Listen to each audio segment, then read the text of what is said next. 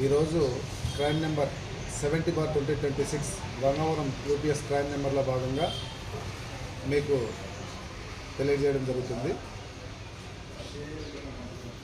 ఈ క్రైమ్ నందు అశోక్ లేలాండ్ దోస్త్ AP03PK 3817 అనే వెహికల్ మబ్బువారిపేట విలేజ్కి అవుట్స్కట్స్న వదిలేసి ఉంటారు. ఇందులో ముగ్గురు వ్యక్తులు రక్కీ చేసి ఆ వెహికల్ని దొంగతనం చేయడం జరిగింది.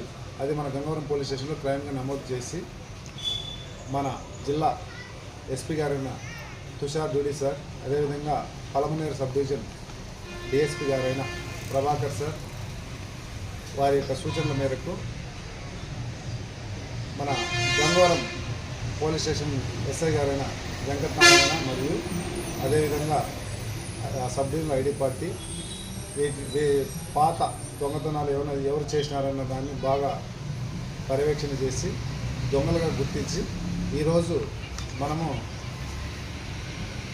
గండ్రాజుపల్లి చెక్ పోస్ట్ దగ్గర ఇద్దరు వ్యక్తులను అరెస్ట్ చేయడం జరిగింది. ఒక వ్యక్తి ఎం వెంకటేశన్, ఇతను వచ్చేసి పెరంబూర్ జిల్లా తమిళనాడు స్టేట్, అదేవిధంగా సెల్వకుమార్ వేలూరు జిల్లా తమిళనాడు. ఇంకో వీరితో పాటు చిత్తూరులో కూడా సబ్ జైల్లో ఒక ఆయన వేరే క్రైమ్లో అరెస్ట్ అయినారు, అతను ఆనందరాజ్. వీళ్ళు ముగ్గురు కలిపి ఈ అశోక్ లేలాండ్ దోస్తుని దొంగతనం చేయడం జరిగింది. ఈ బృందాలుగా ఏర్పడి ఈరోజు వీరిని అరెస్ట్ చేయడం జరిగింది. అదేవిధంగా ఆ వెహికల్కి సంబంధించి ఆ వెహికల్ని రికవర్ చేయడం జరిగింది. ఈ వెహికల్ ప్రాపర్టీ సుమారు 1,75,000 రూపాయలు. ఇందులో ఎవరైతే దొంగతనాలు పాల్పడతారో ఎప్పటికైనా కానీ దొంగతనం చేసిన వ్యక్తి పోలీసుల చేతికి చిక్కుకు తప్పదు. కాబట్టి దొంగతనాలు చేయకపోవడమే మంచిది.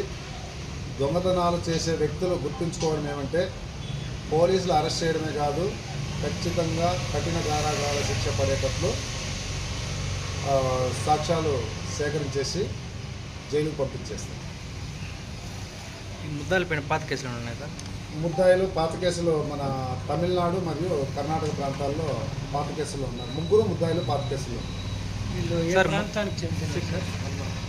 అదే వేలూరు జిల్లా ఒకరు, పెరంబూర్ జిల్లా ఒకరు. సార్ వీళ్ళకి ఇప్పుడు ఎలాంటి శిక్షలు సార్? ఇప్పుడు వీళ్ళము కోర్టులో ప్రొడ్యూస్ చేసేసి మదనపల్లి సబ్ జైలుకి తరలించడం జరిగింది. సార్ ముద్దాయిల విచారణలో వారికి శిక్ష పడేటట్లా చేస్తాం.